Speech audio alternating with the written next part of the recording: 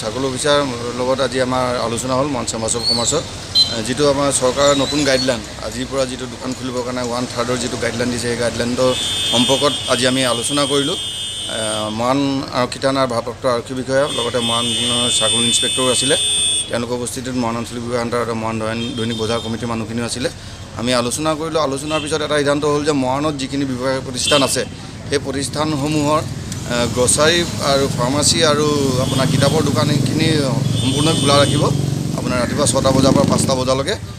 বাকী যিবোৰ ব্যৱসায়িক প্ৰতিষ্ঠান আছে সেই ব্যৱসায়িক প্ৰতিষ্ঠানসমূহ এখন খোলা থাকিলে তাৰ নেক্সট দুখন বন্ধ থাকিব, তাৰপিছত আকৌ এখন খুলিব। এনেধৰণে এখন খোলা দুখন বন্ধকৈ গোটেই বস্তুখিনি আমি মিলাই ল'ব লাগিব আৰু মিলাই লোৱাৰ পিছতে কাইলৈ ৰাতিপুৱা 6টা বজাৰ পৰা ব্যৱসায়িক প্ৰতিষ্ঠানবোৰ খুলিব পাৰিব। যিকেইজন ব্যৱসায়ী সন্থাৰ মেম্বাৰ নাই হয় তেওঁলোকৰ ব্যৱস্থাটো কোনে গ্ৰহণ কৰিব?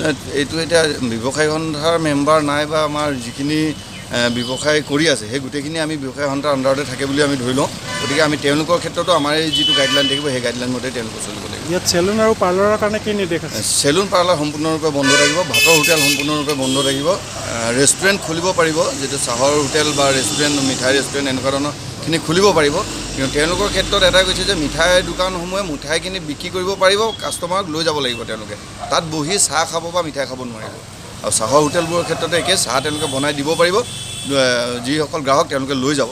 আৰু এই ক্ষেত্ৰত বিশেষকৈ মেইনলি আপোনাৰ মাস্ক পৰিধান কৰিবই লাগিব সকলো গ্ৰাহক আৰু ব্যৱসায়ীয়ে, আৰু চেনিটাইজেশ্যনৰ কথাটো আহিছে আৰু ছ'চিয়েল ডিষ্টেঞ্চ, এই গোটেইকেইটা বস্তু সম্পূৰ্ণৰূপে মেইনটেইন কৰিব লাগিব। যিকেইজনে নামানে ছ'চিয়েল ডিষ্টেঞ্চ আৰু মাস্ক তেতিয়া কি ব্যৱস্থা ল'ব? চাওক, আজি যিখন মিটিং হ'ল সেই মিটিংখনত ছাগল অফিচাৰে আমাক সম্পূৰ্ণৰূপে জনাইছে যে গোটেই বস্তুখিনি আমাক অথৰাইজ কৰিছে, তেওঁলোকে আমাক সম্পূৰ্ণ দায়িত্ব প্ৰদান কৰিছে।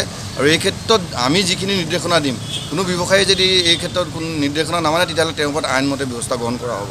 আৰু ছাগল অফিচাৰ অচি ছাৰেও কৈছে যে আমি আপোনালোকে দিয়া মতে আমি তেওঁলোকৰ ওপৰত ব্যৱস্থা গ্ৰহণ কৰিম।